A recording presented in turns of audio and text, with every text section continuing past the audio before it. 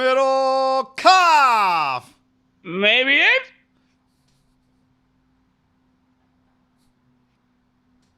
Recording this podcast on a Thursday as we watch a little golf, as we get ready for college football. If you're listening to this before Thursday night, or if you're watching it live, we got a football game tonight. We got Ohio State, Minnesota Thursday night on Fox. So that's just one thing to keep an eye on.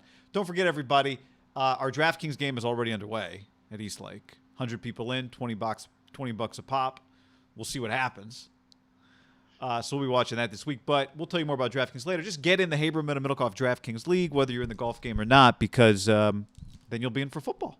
So do that. You said Ohio State plays Thursday night? Ohio State plays tonight. We're recording this tonight. Ohio State, Minnesota tonight. Damn, that's sweet. That's awesome. I think Boise plays UCF tonight too. Yeah. Good football night. Holy shit. I didn't realize Ohio State, Minnesota. I mean, I guess I did, but maybe I didn't. No, this is why we'll repeat it. There's just a lot going on, a lot to keep up with. We'll get to some other big games coming up in a few. Also, Middlecoff, the mailbag. Everybody get in the mailbag. Go to iTunes, leave us a review. In that review, we want your favorite bar. Yeah, favorite bar.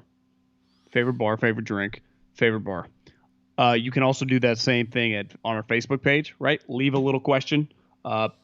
Put a little thing up there. You can also just leave questions on different posts. Obviously, the podcast gets posted to Facebook as well. Zuckerberg, they're pretty well progressed on that website. You can just press a button and the podcast plays. Pretty incredible. So get on it right now. Facebook, LinkedIn, hit up us on DMs, whatever. You won't, if you hit us up on DMs, though, we'll just probably interact with you. Won't actually get your question answered. There's too much going on. I can't keep track of everything. Yeah, the fastest way to get it in is you iTunes. put it on the iTunes. You know, you can put it in a Facebook Messenger. We will check that before, like not just a post, also the Messenger.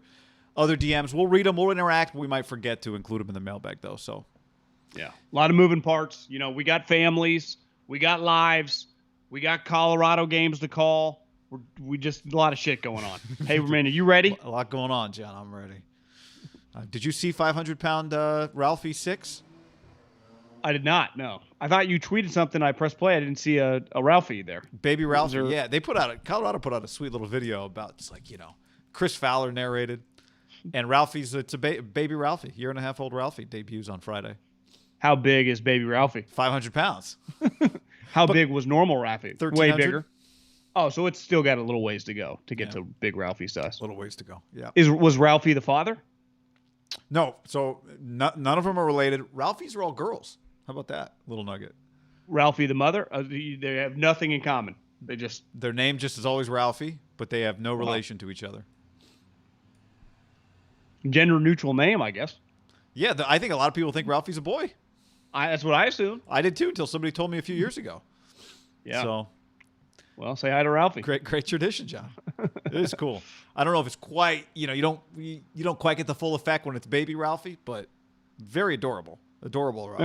Remember a couple years ago at Oklahoma when the Sooners the schooner. It ripped up the field. Did they have like a celebrity person in the schooner in addition to the regular person? I thought it was just like either students or I don't think it was anyone famous. That thing is dangerous. And if there were, I don't know if famous people were getting in that fucking thing. Not anymore. I thought there was like I felt like an ESPN reporter was in the front seat, or Jesse Palmer, or something like that. Maybe it's happened before. On that individual one, it was. I thought it was random. I mean, guy, if you haven't Googled Oklahoma cart flip, did people get ejected? The cart shatters. The field gets destroyed. The horses do not break stride. They didn't stop.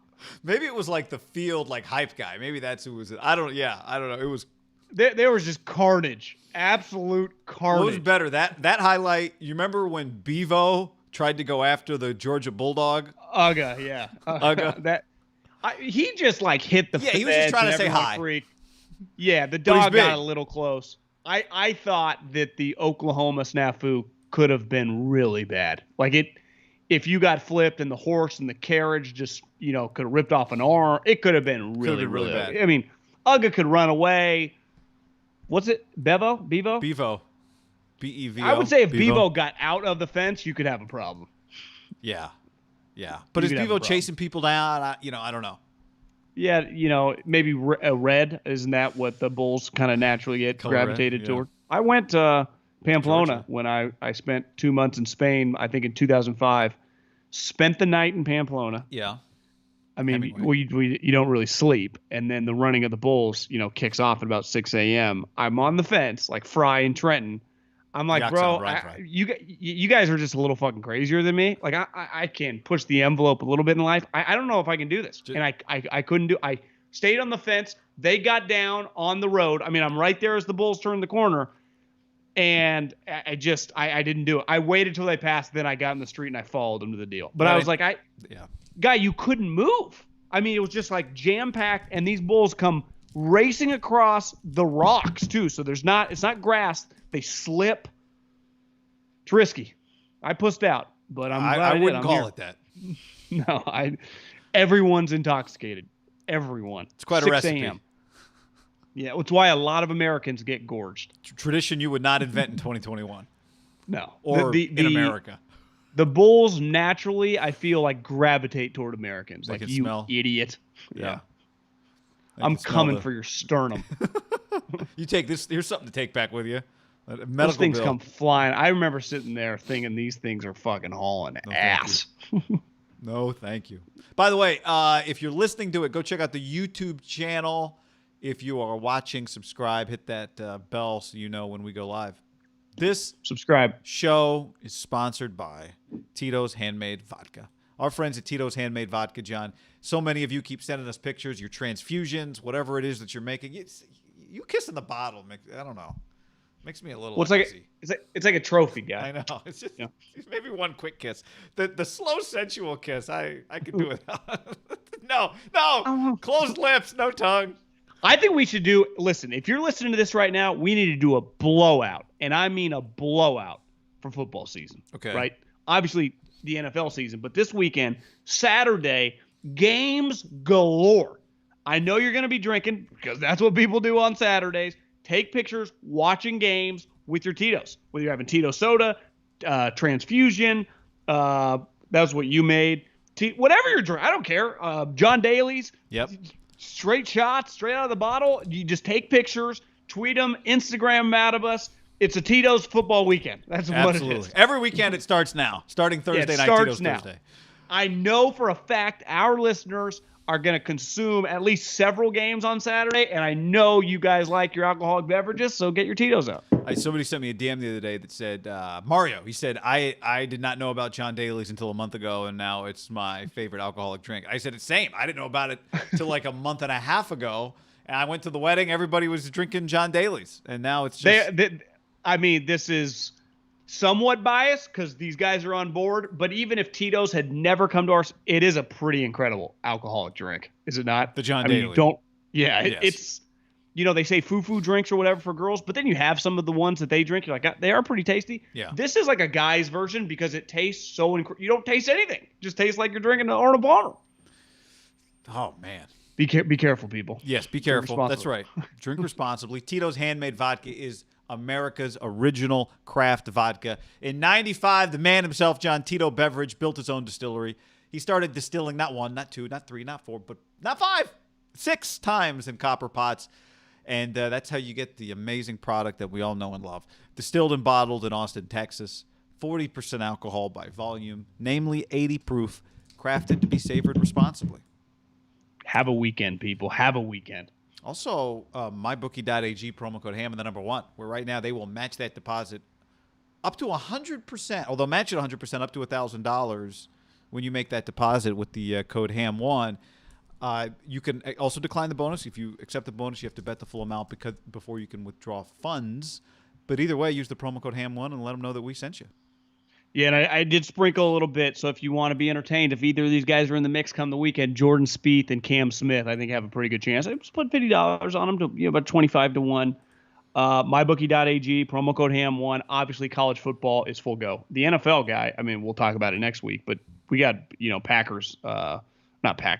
Cowboys, Bucks next Thursday. So a week from recording this. I mean, we're basically, I don't know how many hours are in a 7-day work week, but that's what we are right now, basically officially 7 official days and a little more You're as right. as we're recording this. I hadn't quite thought of it that way.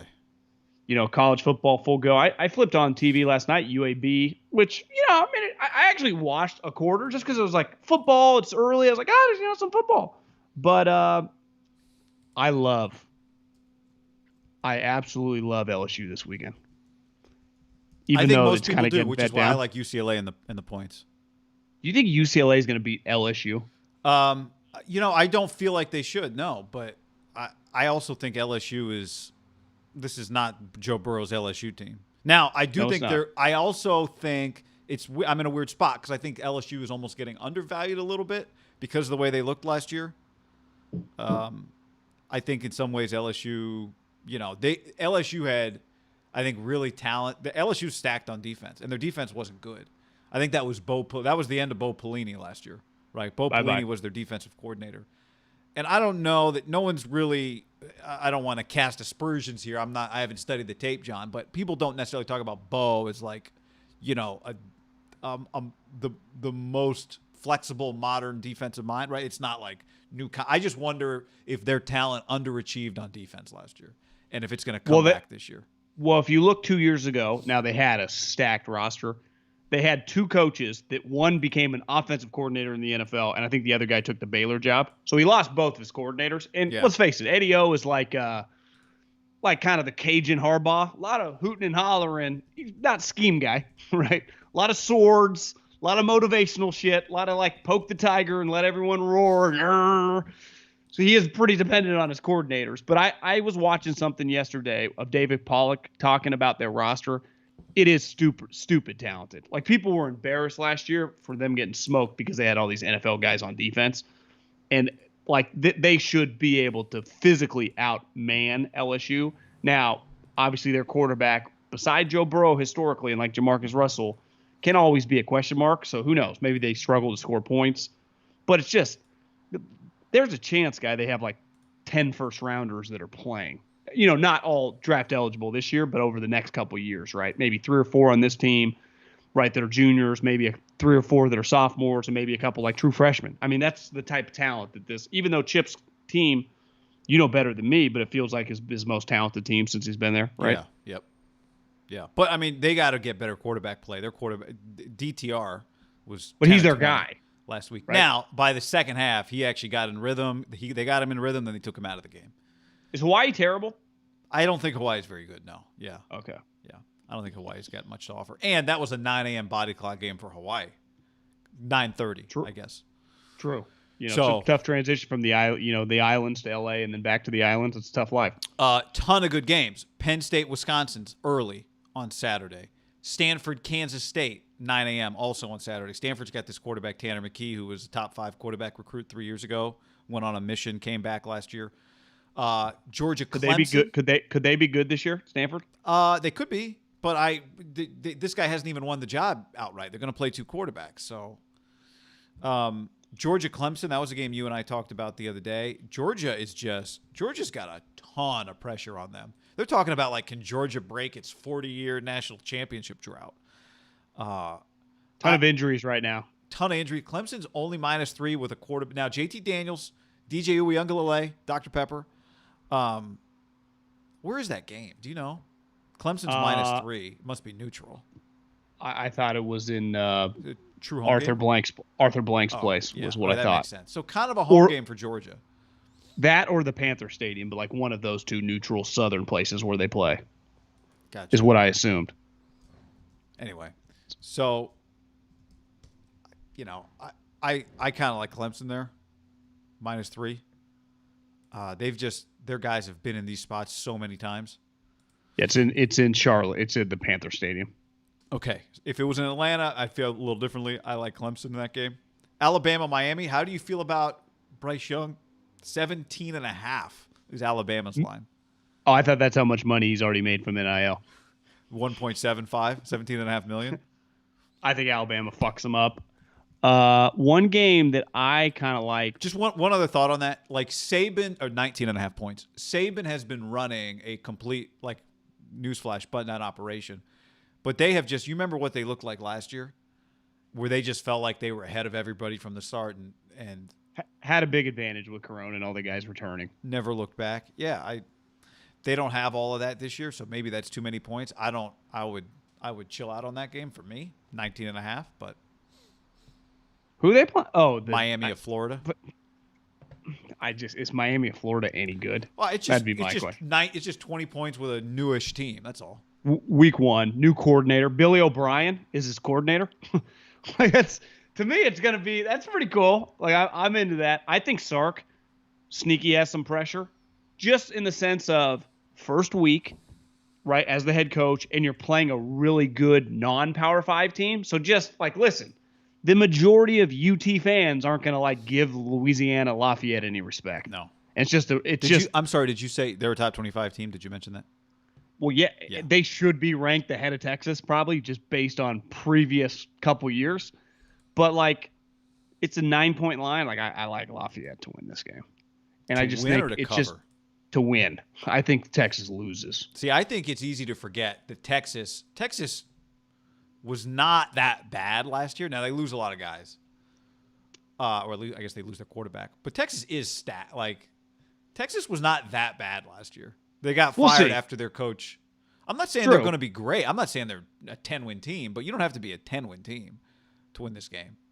I think Louisiana Lafayette's closer to like Cincinnati and Boise than people realize. Like they're pretty legit. Yeah, and they're an oiled operation right now.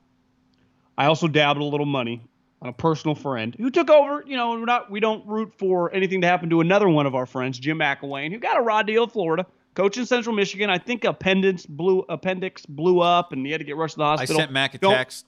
I have not heard back yet. On? No, he often does. I know he checks in on us, but not yet. Don't worry. He has Tim Skipper. Skipper might be the head coach, and if he is, you can get them almost 5-1. Missouri. They're not playing Florida. They're not playing A&M. They're not even playing Kentucky. Missouri. I think this is upset city, baby. Central Michigan against Missouri. Tim Skipper 1-0. Look for him to be the next head coach of the Dogs in 2 years when DeBoer goes back to Indiana or something. If you can find a line on ASU Southern Utah, I would find it. Southern Utah, I've never heard of this in my life, John. Did I say this the other day? I probably did, but I'm going to say it again. I've never heard of a team playing week 1 on a short week. But Southern Utah played on Saturday night against San Jose State, and now they're playing Thursday night at ASU. I have never heard of that in college football. Never heard of a smaller school? No. Playing week 1 on a short week. They played week 0 on a Saturday. Week 1, they play Thursday night. They're playing a short week to start the season. I've never heard of anybody doing that. 45-point underdog. Their quarterback threw for 117 yards last week. Could be tough. All right. Does Arizona State have any coaches? They do. Yeah, they got most of them. Okay, cool. At least for week 1. MyBookie.ag, promo code AM1. Get your gamble on, my people. Now, are they going to run it up like they did against Arizona when they scored 70? We'll see. Probably not. Oh, one other game. This is I don't know what to make of this game. I think people will tend to bet Nevada on this game. It's just a sneaky, really good Saturday night. I'm glad you brought this up. Cal, Nevada, Saturday night. I like Cal. I think a lot of people are going to love Nevada for good reason. Carson Strong, their quarterback, is back. Jay Norvell, really good coach, solid operation. But I think Cal's just did not have a normal season last year. I think these guys are itching. Bill Musgrave, John, second year as the offensive coordinator. Justin Wilcox, Coin Dang on defense. Chase Garbers, our guy, Cal quarterback. So I think it's 3 last I looked, 3.5 maybe. Do you have it in front of you? I stumbled upon some journalist work that said this Nevada quarterback might be like a legit NFL guy. Yeah, people really liked him last year. I think he's one of these guys that's quote unquote under the radar, but also like one of those smart football people love talking about Carson Strong. I'm doing air quotes here. It's true, it's legit, but I think there's just a little too much of that right now on them. Well, that's classic August college football. Like, hey, listen. I know everyone is talking about Josh Allen and Baker Mayfield, but watch this guy in Nevada. And then 4 weeks later, no one's talking about him. I'm not rooting for this kid to fail or anything, but nothing. At least in the NFL, you've made it there. You've had to establish yourself like they talked about you as a breakout guy. In college football, in the months of August, the media teams do this a little bit too, so it's not just the outside noise and just the hype around just college sports. Watch for these three guys to be potential first-round picks. Then you watch the draft, and the guy ends up going in like the 7th round. You're like, what the fuck happened? Now this guy, again, I think it's a. I'm not trying to hate. No, I know you're not. Actually, I don't want to overcorrect the other way and say he's not worth talking about because he is. He was 27 touchdowns, 4 picks, 70% last year. Like Nevada should be legit. Nevada was picked to win the Mountain West. Yes, they were. So they're good. Like this is going to be hard for Cal. I'm just saying I think there's a little too much on Nevada. And their coach for a long time, I think, was with Oklahoma with Bob Stoops in his heyday and worked at Texas. Like, this guy's been around. This is if Cal wins the game, they should get credit because it is a losable game for Cal. Yeah, I just believe for sure. Justin Wilcox and Cal and their defense. Nevada's beat them before. Remember a guy named Colin Kaepernick beat Tedford? Do remember twice, back-to-back years. All right, John, let's dive into it. Let's start with this. On Good Morning Football on Thursday morning, Peter Schrager, friend of the show, noted host of the State of the Empire, or what the off-season Niners I think you got it right. Yeah. Said about Jimmy Garoppolo and Trey Lance, quote, why even waste time with Jimmy? This is what Kyle wants to do. Rip the Band-Aid off. Let's go with Trey Lance. Well, I think he represents what a lot of people think. Here's the problem, though. As we currently have this conversation, you'd have to legitimately rip a Band-Aid off, a.k.a. a cast that he has on his hand right now. So, like, this was a conversation that you and I literally had for months, and then even once camp started, up until about last week when it became kind of evident that Jimmy was going to – he can't. The guy can't take snaps right now. I think the number one question I have for week one is this guy going to be available? Because I think that much. Last night they clearly had some sort of dinner at the stadium where, it's not boosters, but clearly like high money people are invited. I saw a picture of like the tables from like the point of view where the players are. It's like, yeah, there's probably some techies in there that have large bank accounts because there weren't. Guy, it was like just in the red zone. It wasn't tables of the whole field. It was just red zone to the deal. You're like, oh yeah, you got to be a high price guy to get this invite. And access is never free. Access is never free, and the players that were there, it was not just like, let's just roll a couple practice squatters. Yeah. It was Trent, Kittle. I was like, okay, this matters. It wasn't the community football field dedication. It might have been their 5 biggest suite holders or something, right? I mean, it felt like that. He had a cast. I mean, he was there. He had a cast on his hand. So to me, like we talked about it a couple days ago, I think it's fair to say there are some question mark just as a human with a major strong, but with an injury. Any injury that requires you have a cast is not just, it's nothing, right? I'm past that it's nothing. It's something. Now, how big of a something, we're going to find out, but I think him practicing next week probably the number one story we're going to look for moving forward, right? Yeah, and of course it's something because, like you said, it can't possibly be nothing because it is something. But also it's a finger on his throwing hand. So Index. I'm not exactly sure. I got to study the tape to see John how he just hold it in the back. But that's absolutely something, especially because like right now when we talk about Trey Lance playing a football game, there's a lot of unknowns. How his chipped finger feels is just one of the unknowns. But there's a lot of factors, and anything that throws him off a little bit, I guess with rookies, you kind of look at it this way. A small thing can be a bigger thing, whether it's a defender flashing in front of them or an injury. We just don't know how he's going to react in a myriad of situations. So it's just an unknown. If I had 10 years of this guy being hurt but playing and starting and still throwing the football and whatever, finding ways, quote unquote, then maybe we'd look at it a little differently. We think he's tough. You got to be tough to play the sport, blah, blah, blah, blah, blah.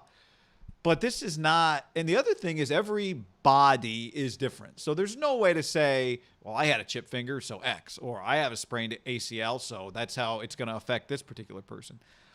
I don't know where exactly it hurts him when he throws. I don't know how much it hurts him when he throws. I don't know if it throbs in, but we don't know what it is, but we know it's something. Fact. And, and here's the other thing. It's not like John Lynch came out and said he'll be ready to roll by Monday. He said, I hope. He's got some swelling. It's down. We hope he's ready to go Monday. But, maybe Monday roll around and he'll be fine and we'll look back and go, it was nothing. But in the moment, we don't know. Here's the other element too. And you would think about this with a quarterback because they get sacked and they get tackled. He's a runner. So when he's running, like, you fall on your hand, right? I know you'd be carrying the ball, but like the way you fall, people are hitting you.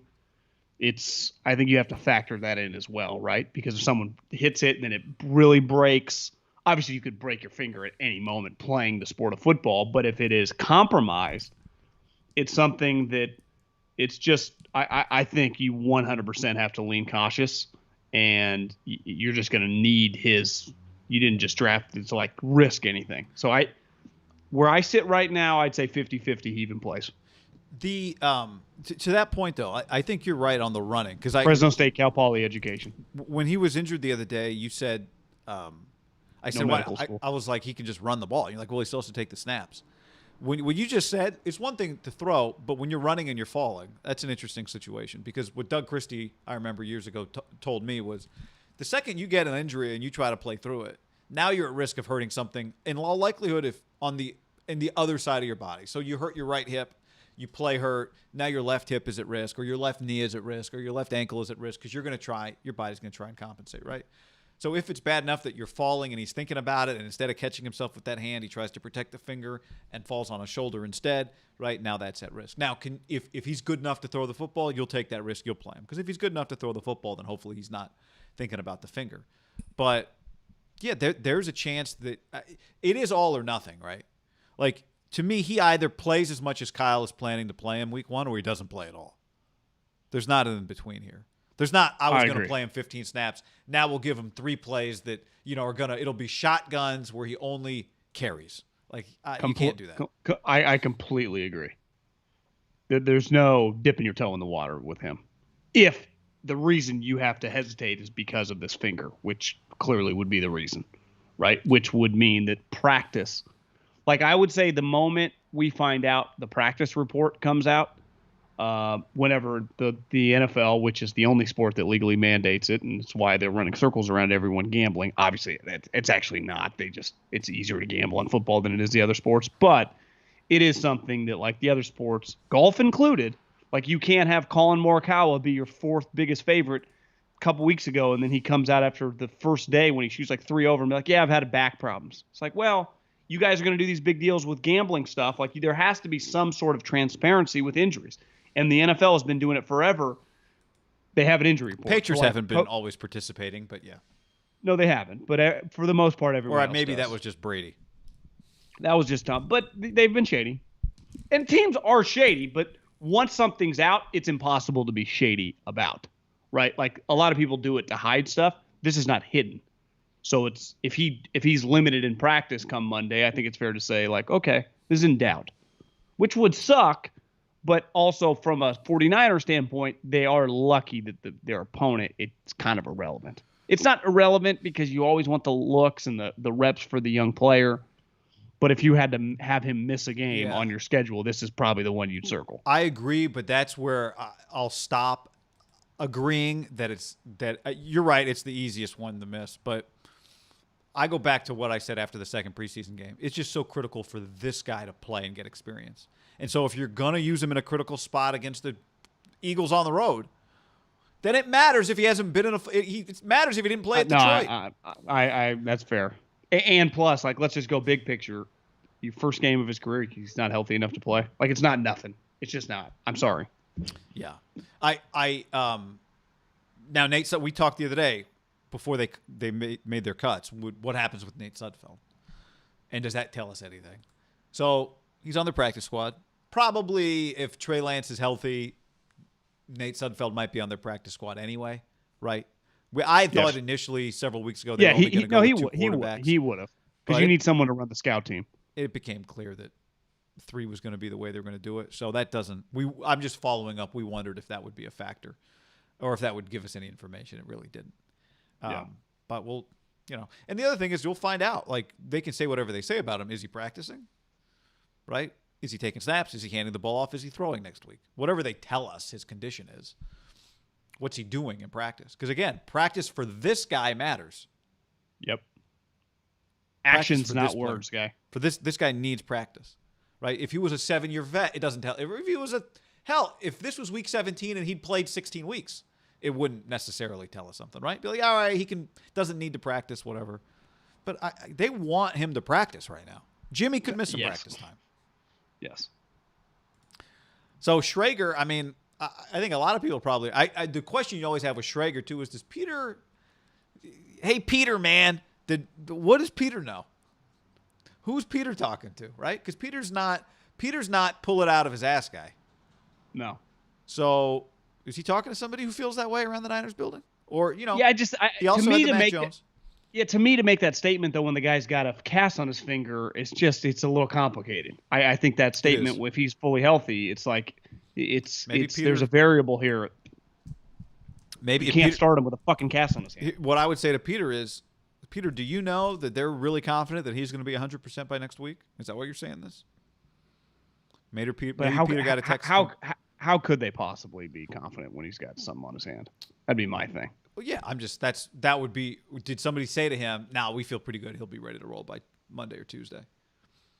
But it's not, to your point, it's not the way you'd want to lead up to your first career start, which again is out the window at this point. Yeah, it would be the shocker of week 1 if Trey Lance started the football game. Now, what if he starts a series and then he started, quote unquote, but he wasn't the starting quarterback? You couldn't do that to Jimmy, right? Yeah, Jimmy Garoppolo's going to be the first quarterback out there. I feel pretty confident about that right now. I just started thinking, is there a scenario where Kyle puts him on the field with the first offensive package to throw everything off, but he's not actually the main quarterback of the football game? Would Kyle dare do that? I don't think so. I don't think that happens. I don't think so either.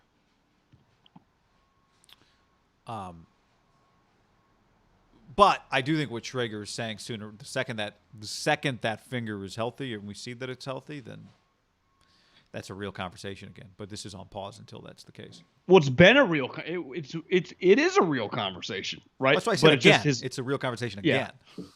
I know, but for him to say ripped a bit, it's not possible right now. All right, John. Another piece of news that's been it's a big part of the 49ers discussion is, what do you do with Brandon Ayuk?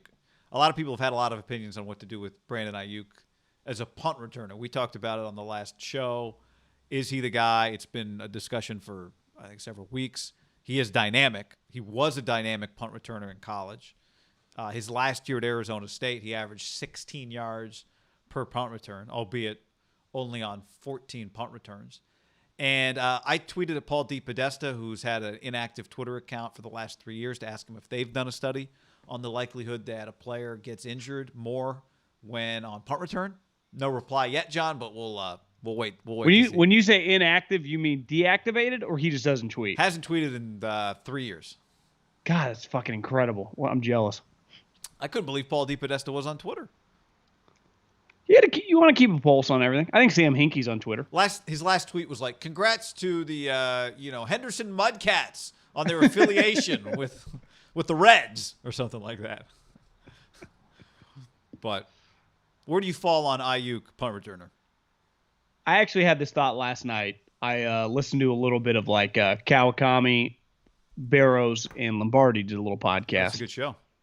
Yeah, and they were talking about just some different roster stuff. They get kind of nerdy on it. And it was like, it's a good little refresher for my ears, who I like playing the hits. And so we do. And they were kind of just talking just some in-depth, like the punt returner was a big point of discussion. Yeah. And I just had the thought, you can't fucking play scared. Everything's about being so terrified. And I get like that too during training camp and don't play anybody. I just don't know if you can just think like that 24/7. Someone sent me a video of Deion Sanders. John Dickerson. I watched it last night too. I was about to bring that up. Benito Santiago. And he's on first base, right? And he steals, he gets caught. And he was leading the baseball in steals. And I was just thinking, can you imagine right now if Jalen Ramsey was just leading Major League Baseball in steals? And honestly, Deion was even better, obviously way better than Jalen Ramsey. But try to think about that. And this guy was by far probably immediately the best corner in the league, or at least really quick by year 2. He was by far the best punt returner in the league. No one back then, I would say really the last decade, it's been you got to take them off. You just put your best fucking players. It's not high school. You don't make them go like both ways, even though Dion played some offense. But like if the guy has a core role on special teams, when my second year in Philly, when I was advanced scouting Harbaugh, do you know who he had on punt? Navarro Bowman played punt. Navarro Bowman. Yep. Chased kicks. That was the mindset. They had all their starters. One thing Barrows mentioned, he's like, that first Harbaugh season, a major point of difference. They were not very good on offense. They had a good run game, but they had no passing game. It was defense and special teams. So, like, Patrick Peterson, let's just think recently. Patrick Peterson, Honey Badger when he first got to Arizona. Deshaun Jackson, Tyreek Hill, they throw him back there sometimes. Odell Beckham the first 3 or 4 years in New York. Like, if he's one of your best players, and he clearly is, he's by far your most dynamic returner, just talent-wise. I think you do it. Now, it's risky, and don't get me wrong, like, you're kind of holding your breath, but do we hold our breaths way too much? Like, all my friends that are parents freak out, like, you got to walk your kid over there. When I was a kid, we just walked across the street by ourselves. Yeah, so I agree that that's true. I agree that sometimes we do play too afraid and that we do hold our breath too much, but I don't know that means that Brandon Ayuk should be on punt return. I tend to believe he should be, but I'll take the other side of this conversation because I do think there are two. I do think you can reasonably argue that he should not be. Because I had the same thought, not about Jalen Ramsey, but just watching Dion last night. But the other thought I had watching this clip, and it's called, it's like 5 minutes on YouTube. It's called Deion Sanders Plays Cat and Mouse with Benito Santiago. That clip ends with Benito Santiago outsmarting Dion, calling a pitch out, and throwing him out at second base. Dion got thrown out a league high 16 times that year trying to steal. Now, he stole 38. So you still 70% success rate. But I looked it up last night. Is that good? Is that good? It's pretty good, especially in that day. I think now it's probably a little higher now. I don't know, but because you wouldn't be stealing as much, right? People don't steal. And you hit more home runs now. Although 94 guys were hitting home runs too, right? But I did watch that clip and I thought, is Dion stealing second because that's the best thing for his team right now? Or is Dion trying to steal second because he wants to steal a bag on Benito Santiago? It was awesome. Did you notice who the pitcher was, by the way? No, who? Mark Gardner. I was watching him. No shit. Former Bulldog, former Giant. Fresno zone. Yeah. And that I had that thought watching this. Is Dion doing – now, that Dion did it to everybody. And they throw over and they throw over and they throw over. And it was really cool. But in the end, was it worth it? Is it worth it if you're going to get thrown out 16 times to steal 38? I think the answer is probably yes on that. But in that particular, I don't remember it outs, whatever. And like Brandon Ayuk, what we're talking about here is probably 25 returns over the course of a season, maybe 20, right? If you made him your full-time punt returner, because you could also do the thing where you just sprinkle him. But let's just say you're looking the guy that I think the league high punt returns last year in 2020 was 30. That was Hines in Indy. That was the most. Doesn't it seem crazy? Doesn't it feel like people punt more? I guess people rotate their punt returners. Punts out of bounds. You fair catch. I would have guessed like 80 returns, but you're right. Number one in the league was 30 punt returns last year, and I think you're looking at again. He was 16 in college. I went and looked. Deshaun Jackson as a rookie had 50 9 yards per return. 9 yards per return. His second year, they stopped kicking half. His second year, Deshaun was 29 returns, 15 yards per return. Deshaun was incredible that year, by the way. That was I would say one major difference. I would say for Beckham, Honey Badger, and Deshaun, probably different than Ayuk, is like they were elite at the punt return. Like Deshaun, that was a major thing he hung his hat on to be an elite player. Same with the Honey Badger. Same Patrick Peterson did it at LSU. Like they were easily Dante Pettis when he was coming out, even though he never did in the pros. Like that was a point of differentiation when I'm scouting him. Like this guy could be a Pro Bowl returner. Yeah. All those guys were listing. Brandon Ayuk doesn't get talked about like that. He's more by default, right? If he was on a team with Deshaun Jackson, you wouldn't be like, not now, but Deshaun when he was younger. You wouldn't flip a coin. Like, let's split these two guys. Deshaun would just do it, right? Right, but Deshaun's an outlier, right? Maybe we should be talking about Brandon Ayuk that way, based on 16 yards per return his last year at Arizona State, right? Yeah, maybe he could be really good, but I'm just saying, like, I don't think when people were scouting him, maybe they did. Maybe I'm underselling him. I didn't watch his special teams tape at Arizona State. So maybe he is a gem at that. Maybe they think he could be a a separating factor for them. That could be, 3 or 4 times a year. Maybe he has 40, 50-yard returns, right? Huge field position. See, you nailed it. That's what we're talking about here. I think the case to make him your punt returner is stronger than the case to not make him your punt returner. But what we're talking about here is like give or take 25 returns and give or take, 12, maybe if it's going really well, 15 yards per return. Maybe it's 9. So if you're getting 15 yards once a game out of nowhere because Brandon Ayuk's back there, that's great. But is Brandon Ayuk getting 15 yards when your other guy would have got 0, or is he getting 15 yards where your other guy would have got 7? Well, they don't have another guy. That's part of the problem. I mean, part of this is you just make another guy out of thin air, right? You could go acquire a guy. That to me is the question. So, is it worth acquiring someone who can just do the role, probably at this point in time average to below, or take a guy that has a huge high upside, but he's your best receiver? My issue is not that he might get – we talked about this a lot the other day, and I realized in retrospect we didn't address one part of it. It's not that he's going to get blasted while he's standing back there waiting on a fair catch. It's that Brandon Ayuk has a very small history to work with, but some soft tissue issues to this point. We don't have 5 years of data, right? Just he's injured right now. Apparently a hamstring pops up or a groin pops up. To me, it's more about that. Now, I thought David Lombardi made a great point on Twitter. He's like, if you're going to run them on end arounds and you're going to throw slants, like you're putting them in harm's way in those situations, probably more so, right? And it's true. It's absolutely true.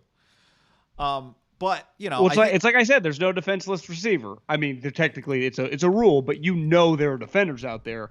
The difference with punt, you are not really looking at the people coming, right? And you really have no clue. That's why they put in the halo deal, right? Because you're running as a wide receiver ultimately, right? You can move. You're stagnant as a punt returner.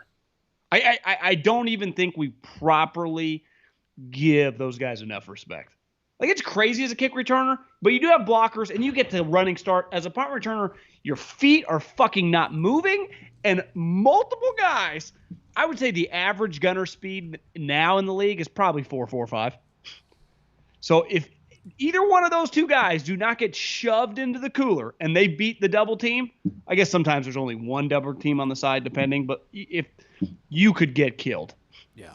Even if that guy's not that tough of a guy, he's just speed in the body. Every year, guy in college and the pros, we see hellacious collisions on that play. Hellacious. Look, this is why I'm saying I think your initial point of view is accurate. Like, it's football, where you go, wow. But I understand not wanting to do it. And yes, 10 yards is important, 15 is important. Sometimes you're gonna get 45. Maybe you'll get a touchdown out of it. Maybe you won't.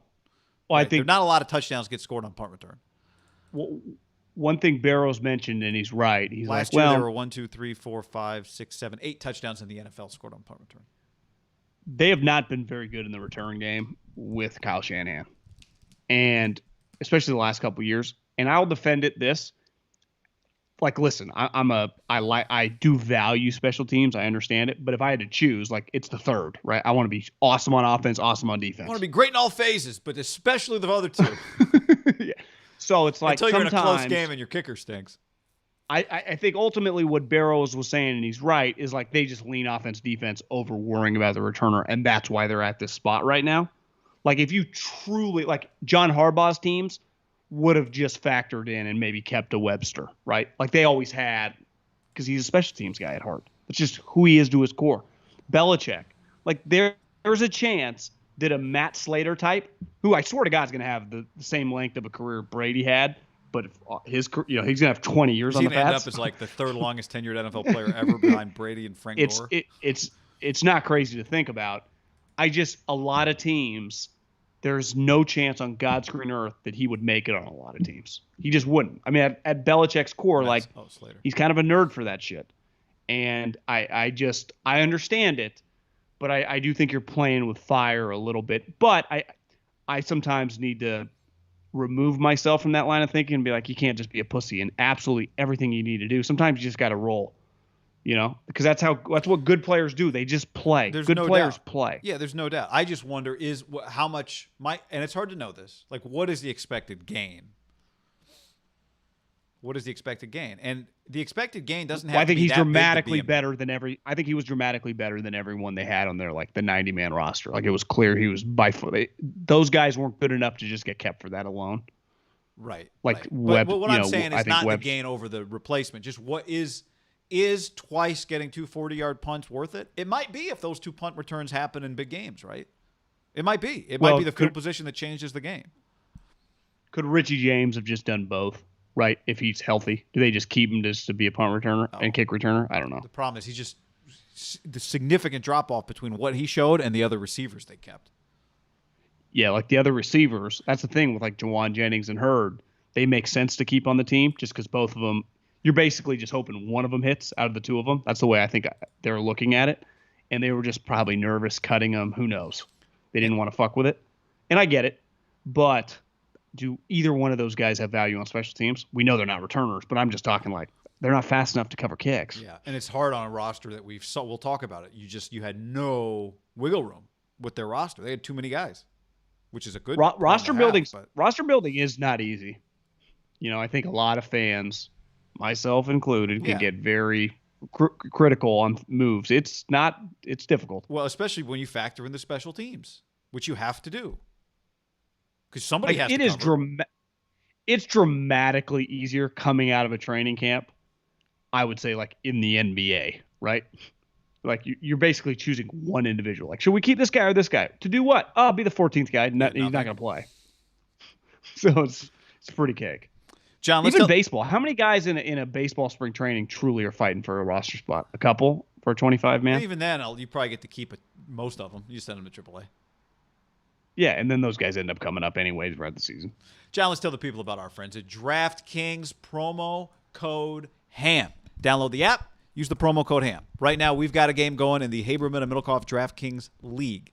It is a golf event. It is as big as it gets. It's a great time. Get in the league now, even if you're not in that event, because then you'll get the invite when it all starts next week. Our NFL games are going to be awesome. Here's the key, guy. Here is the key. You download the app. Go to the App Store, download the DraftKings app. Then use the promo. I had someone DM me. Like, I'm looking for the promo code. I'm in your guys' games every week. You got to do it when you download the app.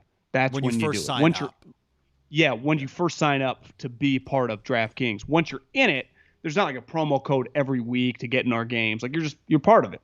And then, like I said, if you're playing on a golf game, you're already on the list. You'll naturally be added once we start doing football next week. And I think the question is going to be, do we factor in Thursday night games or we just do Sunday?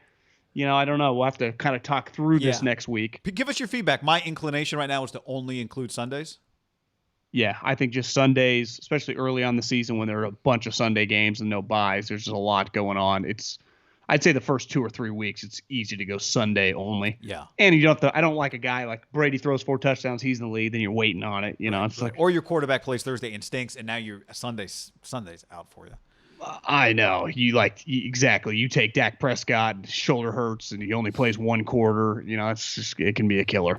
So download the DraftKings app, promo code AM. They got the new Instant Win Challenge from DraftKings, Wildcards. When you download the app, you claim your first wildcard for free when you use that code HAM. Up to $50 million in prizes up for grabs, with 1 in 4 winning instantly. It's very easy to do, as John said. $50 million of prizes up for grabs. No better way to start gearing up for the NFL season. The official daily fantasy partner of the NFL. Eligibility restrictions apply. See DraftKings.com for details. Podcast also brought to you by our friends at butcherbox.com/ham, where right now, when you get your first box, you get 3 pounds of chicken breast, 2 pounds of burgers, and 1 pound of hot dogs for the price of free.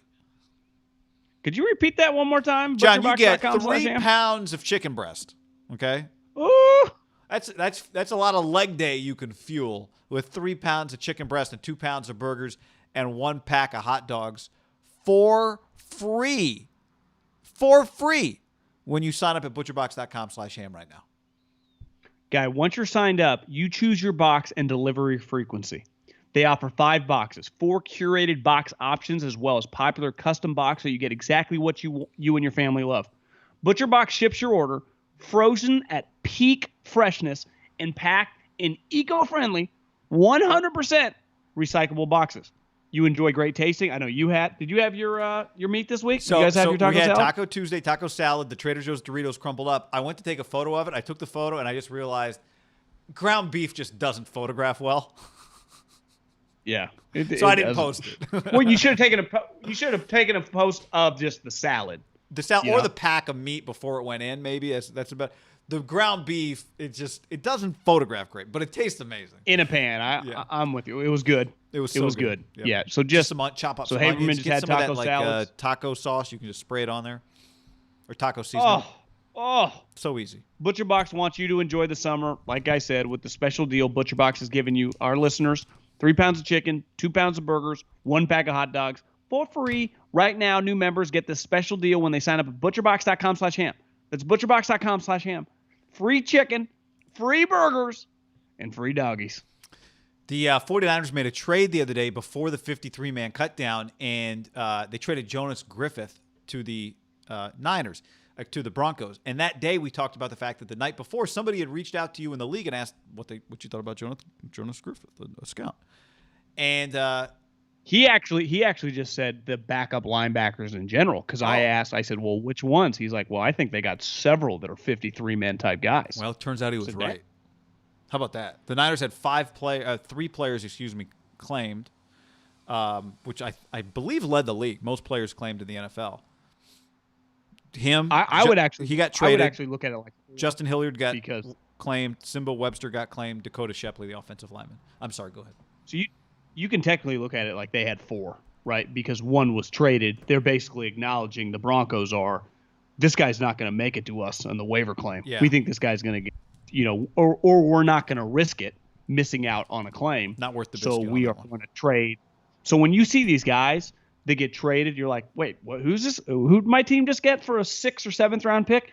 That team is basically acknowledging we would claim this guy, but I don't even want to worry about the risk of getting the waiver wire and the Jags claimed him or the Lions claimed him, right?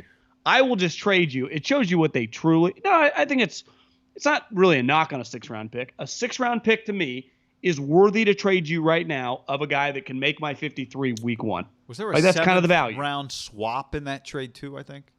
Yeah, there's a lot of that. There's if the guy's a starter, a conditional can turn up to a 5th. If he's not, it's 7th. I'm not saying the Niners exactly, but I saw some different type guys like that get traded. Some swaps, some 6th, 7th. Some teams like I give you a 5th. I give you the player in my 7th. So every player's a little different, I would imagine. But he was right. And I actually think this speaks to I saw some quotes that Lynch had. He talked to the media yesterday. And he just said he thinks his team's pretty good, and you never know, right, until they actually play, but he feels pretty confident. And when I got that text, I was like, that's a good thing, man. And this is before, where you and I sit, unless you watch, and it's why I don't like the preseason, because you have to watch 8 million Hilliards. But, once my buddy was fired up on him. He thought Griffith was really good. He's like, that's the guy I would have wanted for us. And so it is exciting because you watch a lot of guys that are these names, right? These undrafted free agents on teams. Most of them go unclaimed and they just go practice squad. But, however many guys get claimed or traded, let's say it's 30 or 40, those are the players that get buzz in the league. Like, damn, this is a good find, undrafted free agent. You get credit for that. You get credit for Hilliard being an undrafted free agent and flipping him for a pick, right? You get credit for having guys that get claimed. That's a positive. I remember in the peak of Harbaugh, probably going into year 3, I think they had 7 players claimed. Because I remember John Dorsey, and when Andy got that job, hires John Dorsey as GM, remember the Chiefs had the number 1 overall pick the year before. They ended up taking Eric Fisher, but they were bad. So they were number 1 in the waiver wire. They claimed 7 guys that first year. And they ended up making the playoffs. They went from the number 1 overall pick to a playoff team because they traded for Alex and had Andy. But you can, to me, once you're past the 5th spot in the waiver claim, if you like a guy, if you really like him, it's probably worth just trading a 6th-round pick for the guy because you just can't risk, unless you feel pretty confident the guy's not going to get claimed like a wide receiver. But these linebackers and linemen and DBs, if they were clearly balling in camp, they get acquired. But you get credit. every team, like even bad teams, can have a player that gets acquired. If you got like 3 or 4, it's like, fuck, you got a pretty good roster. It also shows, like, did you keep the right guys? Like, the other backup linebackers over Hilliard and Griffith, their starters are clearly the starters, but, like, did you keep the right backups? And you don't really know until... No, I mean, it's the DJ Reed situation, right? It's Caden Smith. That was a pick they nailed, because if you're 6th rounders playing in the league contributing for somebody, then you nailed the pick. Like, and he's an NFL contributor now for the New York Giants, right? That was a 6th round pick. Yeah. Like, they've done this consistently now. We'll see. This is the part with John Lynch when do they draft better later? Yeah, I mean, it's Elijah such a Mitchell testament. made the team, Marcel Harris, DJ Reed were 5th and 6th rounders. Richie James, say what you want, 7th rounder. DJ Jones was a 6th rounder. Adrian Colbert was a 7th rounder. I mean, don't they have a tight end on their team that was like 5th? Are you thinking of Charlie Warner? Maybe he was a 6th rounder. Johnny. No, I think he got some ads with sunglasses, I think, and just reading bifocals. Zenny, I think I'll have to do some research on that if they have a 5th round tight end. But it is such a credit to the scouts, right, to the front office, to John. It's when a guy comes out with John Lynch's background to become a GM of a team, one of the things you ask yourself is, like, does this person, anyone can have an opinion on the first 5 picks in the draft, right? Like, John Lynch could go do, if they had called John Lynch while he was doing games for Fox, like, John, come do the NFL draft coverage for us. The first question naturally would be, the first round or all 7? Right? Yeah. That's part of what made Mayock so fascinating on the draft. You're like, this guy, like, wants to know what's going on the 7th. It's why people thought Mayock could be an NFL evaluator, because the grind. It felt like he liked talking about 5th rounders more than 2nd rounders. Absolutely. So yeah, I mean, this is becoming. We'll see, but it is becoming part of the signature of this front office. Does Hufanga end up, like, playing a ton this year for them? He was a 5th rounder. What's Elijah Mitchell? He might be the starting strong safety. The Broncos had a 6th round pick. He didn't make their team. I would say this about Hufanga. If Hufanga starts for the 49ers week 1, that means he won the starting job. Now, part of it would be a little injury related, right? Tart missed the entire. I don't think Hufanga starts if Tart's fully healthy from the jump, right? He would have made the team, but he had some variables on his plate. That, to me, is a pretty good scout. Like, just from an organizational standpoint, he did not play safety. He played linebacker. So when you see Teddy Bruschi and you go, oh, Teddy Bruschi is one of the great linebackers in Patriot history. He was like a defensive tackle in college. Like, when you project Mayock, I posted something on Instagram with Nate Hobbs, who was an outside corner. He's their nickel now. It's a projection. That, to me, is when you get, like, a reach around from the scouting community. Like, that was impressive, right? Like, when you do Taysom Hill and turn him into, like, a player, like that type stuff, it's easier to be like, well, you draft fucking Penei Sewell, he plays tackle. You draft, Brandon Ayuk, he plays wide receiver. Can you take a linebacker and turn him into a safety? Right? Can you, and that's what makes basketball doesn't exist because you all kind of, I guess it's kind of become positionless. In baseball, can you just, like, take an outfielder and teach him how to play catcher, or to guy catcher and make him a pitcher? Like, that's incredible, right? What Josh Donaldson was a catcher, then became a third baseman. Hufanga becomes a starting safety in the league for several years. That's pretty unreal. Because I would imagine most people thought he had no position. Given his draft position, if he's just a solid backup for the next 4 years for you, that's pretty unreal. 5th round pick. And if you and we know that special teams making tackles, he is bound. If you're in that position, you're bound to start football games, right? It doesn't have to be a 17-week starter, 17-game starter. If he's just the backup safety, he's going to start. I guarantee if he's their backup safety this year, he starts 6 games. Well, yeah, because anytime that you get a 5th, 6th, or 7th rounder starting or playing for your team, you have to realize a lot of teams in the league did not think that guy was worthy of a draft pick, right? Or didn't value that player. Because if they did, he wouldn't have lasted that long. I would say definitely 6th and 7th rounders, right? You can say 5th. That's still, like, there's still a lot going on. But once you get to the 6th or 7th round, if I get a 6th or 7th, like Richie James in the 7th, right? That's just really incredible. Like, I think Hunter Renfrow, guys like that, right, in the 5th, Hufanga, like, there are people in the NFL, I'm sure, in every building that like guys like that. Because if you watch USC, and I feel like I've fucking watched for a team that doesn't win that much, it's like, God, I consume a lot of their content. That guy made plays for years, right? 15, he was their big hitter, made tackles. That guy was just making Hunter Renfrow. You watch, but these guys, like, they have a fatal flaw. You go, he's too slow, he's too small. Hufanga, it's like he's not fast enough. What position? All it takes is truly one team to, like, when you take a guy in the 5th round, but deep down you're like, that was one of my favorite picks. I think this guy's going to be a player. Well, right? How many teams had a take on Justin Hilliard? Every single one of them. Why? Because he spent 6 years at Ohio State. Okay, now you used to tell me you'd go into a school and you wouldn't really write a guy up until he was draft eligible. Well, he played 3 years at Ohio State after becoming draft eligible. So he had 4 years. He had 4 years that you would have scouted him. His redshirt sophomore year, which was his 3rd year, he was eligible to be drafted, played 11 games that year. Then his redshirt junior year, then his senior year, then another senior year. So everyone goes to Ohio State, right? He they got a million players over the top. Like, this guy didn't. Well, that's some nobody out of nowhere, right? That I would say that happens. That guy to me, I mean, all the guys I listed are at big schools, right? So it's a little different. Like, you're like, how'd you find Hufanga? You mean he's at USC, right? Or Renfro? You mean when I was writing up the 17 other players for Clemson? Yeah. It's a. Oh, I watched the national championship game. I would say it's pretty incredible. Like, there's even a level of, like, if you find a Hufanga, a Renfro from, like, a non-Power 5, like, that's just like, damn, that's a good pick, right? It's not a bad pick when you find those guys, but when they are at major programs, like, how many evaluations on Hufanga were there? Like, every team in the league had 5 or 6 people wrote him up on every team, right? He's unavoidable.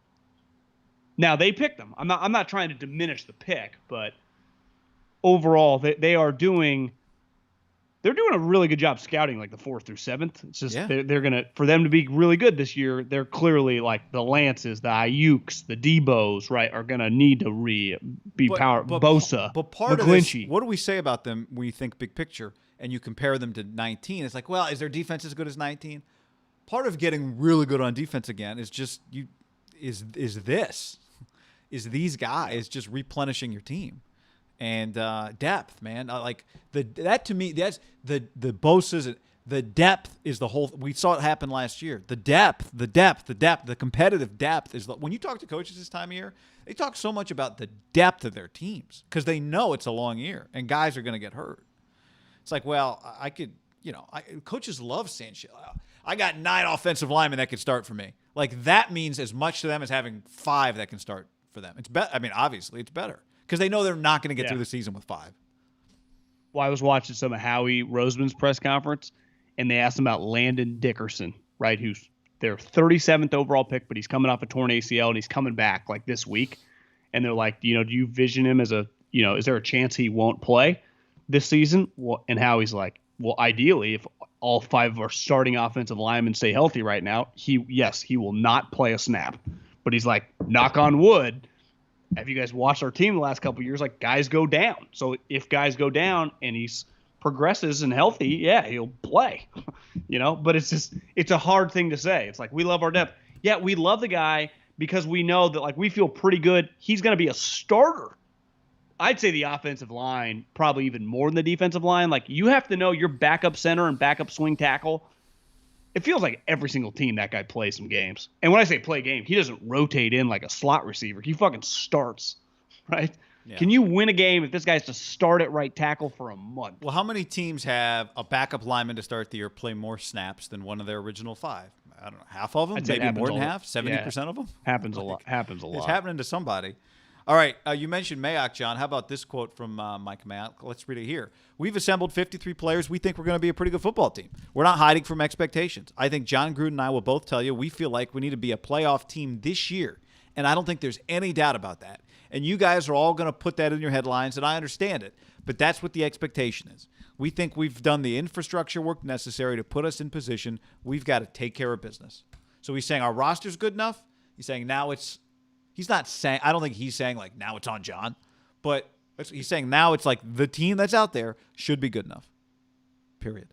And if it is, we'll all be partying at Mark Davis's house. And there's plenty of room for everybody.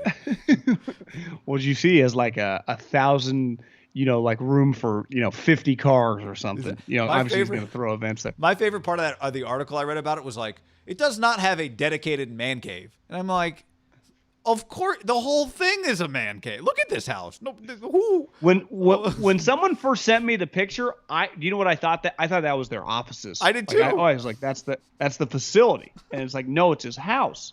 I was like, is that a moat? No, it's like a pool. It's like a wraparound pool. The whole house. Pretty cool. Probably pretty cool. Yeah. But yeah, I mean, what else is he gonna say at this point? Like, we're just another year of growth, and next year, like, he kind of had to say it. The problem is, do they believe that? Do they truly think they're a playoff team? Because you just look around the conference, they played just the way their schedule set up last year. Like, they played a lot of the fringe wildcard teams, right? And the teams that ultimately did. They didn't finish close to the playoffs. So can they make a 3-game? It took 11 games, right, to make the playoffs. And then you'd be like, well, they would have been the next team. The Dolphins actually were right there at 10. And the Dolphins, we saw, it was kind of a coin flip game. They easily could have won it, but that even if you win that game, then so you get 9 and they get 9, and it still would have taken 11 to get in, right? So that game was not the deciding factor of you getting in the dance or not. So I do think that the gap is pretty wide, especially when you factor in, like, people get mad. They go, well, you make excuses for one but not the other. Well, the Niners had a lot of injuries last year. If Jimmy Garoppolo had played the whole season, they won 6 games. I mean, like, yeah, they probably shouldn't have brought everyone back. But that wasn't the case. The case with the Raiders is Derek's basically played every game the last couple of years. I guess he hurt his groin, and Mariota started the one game. Pretty good. But for the most part, like, Derek's been very available, and really, credit to him, and Gruden deserves credit, resurrected his career. Because after the injury, I'd say definitely bounced back. Yeah, it wasn't dead, but it was a strong bounce back. Like, now where he's valued. Now he's worth, on the open market, a first-round pick. He's worth, like, let's face it, if he's getting a contract. Is Derek Carr a $35 million quarterback? It'd be hard to say no. Yeah, so you have a $35, $40 million quarterback. If you build your team right, and I'd say him and Cousins are in the same vernacular, though I'd rather have Derek. If you build your team right, Cousins goes to the playoffs with Minnesota, right? That team is, like, a couple years ago, the team that the Niners played, like, that was dramatically a better squad than what the Raiders have, correct? Yeah. Kendricks, Griffin. They had Harrison Smith, who just got a contract extension. Obviously, they had Thielen and Diggs. It's like Dalvin Cook. Are the Raiders that good? Now, Derek can be a little better than Cousins, so he doesn't need to be truly, like, he should be able to carry a little too. But defensively, man, I have a hard time seeing them be. I'll be stunned. Like, I would not pick them to make the playoffs. No, well, their schedule makes. I would say it would be an incredible. I'll give Gruden a lot of credit if he can make the playoffs for this team. Actually, that's the way I'd look at it. Yeah, I mean, Wouldn't you? My first inclination is they should be a playoff team when we did this exercise, but then we went through their schedule, and their schedule's difficult. Their schedule's not easy. So it starts so hard, and their conference is very good, and their division is good. Like, it's just. So yeah, if they make the playoffs, they will. They are not going to be able to just kind of ho hum their way to the postseason this year. They'll have to be explosive on offense, consistent on offense, and average-ish on defense.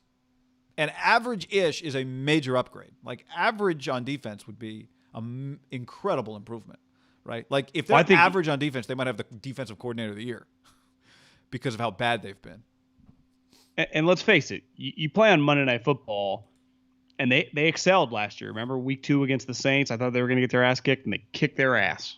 I mean, they kind of took it to them. Is it going to be a little harder against Lamar? I mean, Drew couldn't really throw. Lamar's got no. Is everybody hurt on that team around Lamar Jackson right now? No, I saw Hollywood's back. Sammy's back. Bateman he's got surgery, so he's out. Okay. Mark Andrews. I saw that Warren Sharp said that Gus Edwards when they do like the pistol, one of their run formations, Gus was dramatically better at it than JK. Not saying that JK is not a better player, but one of their formations, like Gus is made for it. So it's like, I guess they've had 5 different rushing leaders the last 5 years, So it's just kind of their scheme with Lamar. Being the running back with Lamar, yeah. This is, I think part of this, when you go back to the original quote from Mayock. But that would be a pretty big upset, I'd say, Monday Night Football if they beat the Ravens, right? It would feel pretty big. It'd feel like a big win. They do that, it's like, wait, is this team maybe they are making the playoffs. Then you have to, because the schedule, we go through the schedule and pick win-loss, coin flip, whatever, but that's just paper. Like, you get to play the games. It's cliche, but it's really true. So you beat the Ravens. And if we did the schedule exercise after they beat the Ravens, then we start looking at games differently. It would change the way you look at them. But again, like, I also think such a huge part of the way we look at them, John Gruden's contract is such a big part of the way everybody looks at the Raiders. What Mayock just said, if you had any other coach in the world coming into year 4, had not made the playoffs yet, it'd be like, dude, what? Time to put up or shut up. But John Gruden's not even to the halfway point of his contract. And so when you don't have that hanging over a team and over a staff and over an organization, your GM doesn't have to, or your owner doesn't have to make a decision on a contract. So many firings happen because you have to make a decision on a contract. Because you're not going to coach on the last year of a deal. So many guys get fired if nobody knew anybody's contract status, if you just never knew, then guys would coach on the last year of their contract, I think. But you can't have it. So especially now, more so in college than in the NFL. But when you're on the last year of your deal, we're constantly talking about, are you getting re-signed or not?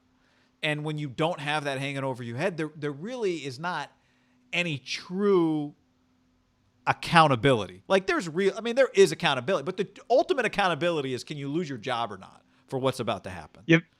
There's a ton of urgency, right, in Chicago. Like, if they go 7-10, like, everyone's going to get fired, and everyone knows it. There's a ton of urgency in Arizona. If they go 7-10, the whole place is going to get fired. No one's going to get fired. Yeah. I mean, now again, and I'm not saying there's not. Could be a coach or something. Well, certainly no position fired in Oakland. You're right about that. Yeah. There's urgency because Mayock doesn't want to lose and Gruden doesn't want to lose, and there's a lot of money being spent. Like, there is urgency, but it's just not the same conversation on the outside because of the contract status. Yeah, I think it's fair to say there's natural urgency given the sport and how important every game is in every, I would say, Division I football program, right? If you walked into any building, whether it's USC or whether it's Alabama, it would all feel pretty tight, right? The NFL is no different. But, like, you see Jimbo just got a 10-year, $100 million added extension. And Jimbo's original contract was how long? Like 7 or 8? I thought it was 7 for 70 or something. Yeah. Yeah, it was huge. So he's going to get 17 and 170. But, like, I bet Jimbo's on edge right now, right? Just big season for them, and that's probably but no one's like, God, if we don't get it done week 2, we're fucked. If you're a Jimbo's guy, you're like, God damn, we're good for a while, right? And that's the balance of giving the 10-year contract to a guy that hadn't coached in 10 years, which is not going well. Like, I do think they're a major talking point this year from, like, does Gruden just suck? Like, you go 4 years in the NFL without making the playoffs. When you have a quarterback, it would be pretty nuts, I think. Not even get close. They haven't gotten close yet. It'd be one thing if, like, they lost week 17. It was a winner-get-in game, and they lost in the last-second field goal. Something like that, at least. You'd be like, well, at least they were right there. Like, they've gotten in the last couple of weeks, the last couple of years, like, yeah, good offseason. Yeah, get ready for the draft, right? Who are they going to re-sign? That's got to change. Not close. And then it's like, if it's bad again, is Mayock stay on as GM? Like, that is, see, now that's the other conversation. But Mayock's not in charge of the players, so we don't talk about his contract or his job. Wouldn't even matter. Matter if we got him back on TV. I did want to mention this because I think over the years, when it relates to the 49ers, like you kind of mentioned it, we've talked so much about Kyle Shanahan and what Kyle's good at and what his strengths are. And I think we talk about his, like, X and O IQ all the time. I think his EQ comes up more than we probably discuss. And so I talked to Max McCaffrey yesterday because Max McCaffrey, who's the oldest of the McCaffreys, is the offensive coordinator for Ed McCaffrey, who's the coach at Northern Colorado. So there's Max. There's Dylan, who was at Nebraska and is now at Rice. There's Christian, obviously. And then there's Dylan was at Michigan and is now at Northern Colorado. Luke was at Nebraska and is now at Rice. And so we had this call. What if you could combine the sperm of Bosa and McCaffrey and inseminate my future wife? Do you think that's possible? Can I split your swimmers? Like what and are you willing to pay for that? Create what would that go for in the open market? I mean, I would probably feel pretty comfortable paying $100,000. Would you pay an extra $100,000 if it was if nobody else knew and everyone's like, God, that's Middlecoff's offspring? Yeah, we wouldn't tell anybody. It'd be secret. Yeah, but I mean, I would pay more to keep it secret. Even their mother didn't know. Like nobody knew. You somehow snuck it in like Ontario Smith into like a Wizinator. That'd be sweet. Yeah, I would pay more for that for privacy. I would pay more. Never tell the kid. Never tell anybody. Me and my wife would be. It wouldn't even mention it to any human. But my kids would be fucking dominant. So disgusting, but interesting. So McCaffrey. Anyway, so we started talking about like just what's your offensive background, and he played for Duke. So he played for, I think, a guy that's really respected, especially in coaching circles, right? David Cutcliffe. He played on 5 Manning's NFL guy. teams. Manning's guy. Played 4. He didn't even say he's not like, because he parts of I think like 3 seasons, different practice squads, that type of thing. Did get in a game with I forget which NFL team, but he was with the Niners for like a year and a half on and off. And I just kept kind of pressing him, like what you were in the NFL, like what part of your NFL world is now part of you're going to be a first-time offensive coordinator. Like you're young, 4 years out of college, basically. It's called Big J journalism right there, pressing. And he was like, I had a lot of good guys. I didn't ask him about Kyle directly. He just said, the one guy I will single out is Shanahan. And I thought, like, here we go. He's going to say the same thing that George Kittle told us. That same quote, was it the Toy Lolo Falcons quote before the Super Bowl, where he's like, every time Kyle just knows what's going to happen before it's going to happen when it comes to scheming. But his thing was, it was not about that at all. It was all EQ stuff that he talked about. Because I was like, what is it that he did that you loved? He's like, it was a million little things. Like if a player said, like, Coach, we got to have this particular rehab machine for rehab. Like Kyle made sure we had it. He's like, he made it. The number one thing he did, he said, was he just made it so easy on us as players to perform. He made it so easy for us to play stress-free. And that to me is like, when I got, like, it's not just about telling a player where to go and making sure they do it. But the players are the artists. Like, there are going to have to be things that happen during the game that you could not as a coach control, and the players just going to have to be ready for an opportunity that nobody practiced for.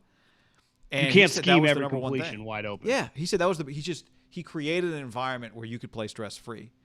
And then he also would listen to you. Like, he knew if players, maybe you were already ready for the week, he would ease up in practice. He said it was about the way he treated everybody. Like, from top to bottom in the organization, you just watch him. And this is why I just keep hearing stuff like this in addition to all the stuff you see when you watch him call plays. It's why I'm just continue to be so bullish on that guy, because I think it's the EQ in addition to the IQ. And I think so much is you cannot duplicate having been in the environment your whole life. Just like this guy knows Max McCaffrey knows what discipline looks like, because his dad is one of the most disciplined people that has played in the NFL. I'd push back a little bit, though. I think his knock before he got the head coaching job, people viewed him and his dad kind of as like dicks. Absolutely. But like kind of tough. I don't think he was viewed as like Mr. Player friendly, I think he kind of butted heads. But I would say that it turns out he's really good at the thing that we thought was going to be the biggest concern. Because we hear this consistently, John. Wouldn't you agree with that? Well, yeah. That his leadership skills are excellent. If that was not a knock on him, coming out of Atlanta, hey, this guy is the most player-friendly, greatest scheme guy we've ever seen. Players love him. I think he would have been offered by every team. He was not some can't-miss coaching candidate coming out because of, at least, whether it was true or not, that was a true knock. Even Lynch mentioned it. Like, when I talked to him, I was like, I'd heard some things. Because in fairness, his dad was really, I think, tough. was just hard in a good way, but just his dad's old, like old school, came out in like the 80s and the 90s coaching football. It was just different. And I think Kyle clearly has some of that to him, the way he plays and what he demands of his team. I think his difference that is not the same with the Parcells, Shanahan, like that Belichick era of coaches is they, even when you're doing it, they still are on you to keep doing it. I do think the new era, like the McVays, Kyle, LaFleur, if you do what they ask, they're cool with you. They're not like I don't think Parcells most days was cool to be around. Even if you're like, fuck coach, we're 10-2. It was tough. Probably didn't take a lot of feedback. Yeah, it was an era of coaching that was just a lot different. I mean, it truly was. I just think these younger guys naturally, like, I can't be mad all this time if these guys are killing it and they're just easier. I like to call it the joggers generation. It's human nature. John. That's the modern coach. The coach who wears joggers. This is the joggers generation of coaches. A lot harder to scream at everybody. There are some chubby guys though, like Judge is a little chubby. I don't mean Sirianni's, physical runners. You know. I mean guys that wear joggers, joggers. This is the joggers generation. I think a huge factor is like, I think Judge has some vibes of like kind of a guy you would have got in the 80s. It's like, God, this guy just feels like mean. I know, but then I heard a Giants beat writer the other day talking about how he thinks the perception of Judge is like very different than like how his team views him. Like, because we read a story about him making guys run. This guy said, I'm around it every day. Like, he doesn't come off like this, like, do what I say, asshole. Just listen to me. He said one of Judge's great strengths is he's a really good communicator. Like, he tells guys, remember he said that to McVay. Like, you have to be able to tell players why you're doing what you're doing. So as long as the players buy the why, I don't know. It's just the Giants writer was like, I just need to say, I think the way everyone's talking about him on the outside, it's kind of cheap because it's not really how he's perceived in the building. It's where the media can fuck you because the perception can take off. And I'm part of that. But it's as simple as this. I view him a certain perception way. It doesn't matter how if he wins football games and it works, then who the hell? It doesn't matter. He'll succeed. True, but like, what if he fails and everyone thinks he's an asshole and he's actually a pretty good guy and people like him? But he failed. But like the reason Charlie Weiss and these guys, what's his name from Detroit? Patricia, he failed because he literally lost more football games. Yeah, he was terrible. He lost. But he's also a dick. Right, but my point is like if it works, then yeah, you can be a dick if you win. All right. One other thing I wanted to mention. Shout out here, John, to a listener. Oh. Dominic Moroglio, John, who is currently hitting I think like 287 for the AA Amarillo Sod Poodles. That's not a joke. Oh! But his on base is 333 with 8 bombs. Keep creeping up. If we can get to the 4s, you'll be in the bigs. Buddy Mike Perry reached out and said, Dom is a listener. He's from Oakland. What organization is that? That's the Diamondbacks AA, Amarillo Sod Poodles.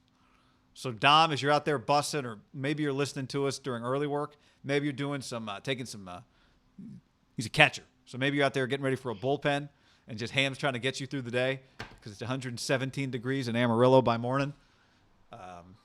Shout out to you. If you ever hit a home run, I know you're going to hit one. So next home run you hit when you're passing by the first baseman, give him a wink and say promo code Ham. Yeah, I don't know if you could. He won't even know what you're talking about. What would be the Ham hand gesture? I don't know if that even possible. Yeah, I don't either. Maybe just scream guy at first base, John at third base. We need a hand gesture, John, like the 4 fingers in the air, fourth quarter, something like that. Anything else you want to add today? That's all I got. All right, everybody. I saw you. As of day one, you took Billy Horschel. You shot 500 today. Billy's done already? Yeah, I mean, my 2 last guys are in the last place, 29th, 30th, Hideki and Matsuyama. Billy Horschel's like right in the mix. Like he's tied for 7th. Billy has won the FedEx Cup back before it became Billy knows when the cash is on the line. He comes out of nowhere. I actually went to the DraftKings to make my roster, John, and my thought as I was making it was like, man, sucks Billy Horschel's not in it this year. I just didn't think he was in it. He's in it. He was 29th or 30th. Like he was last on DraftKings. Finds a way. That's a good pick. I'm jealous. Finds a way. All right, y'all. Thanks for hanging. Peace.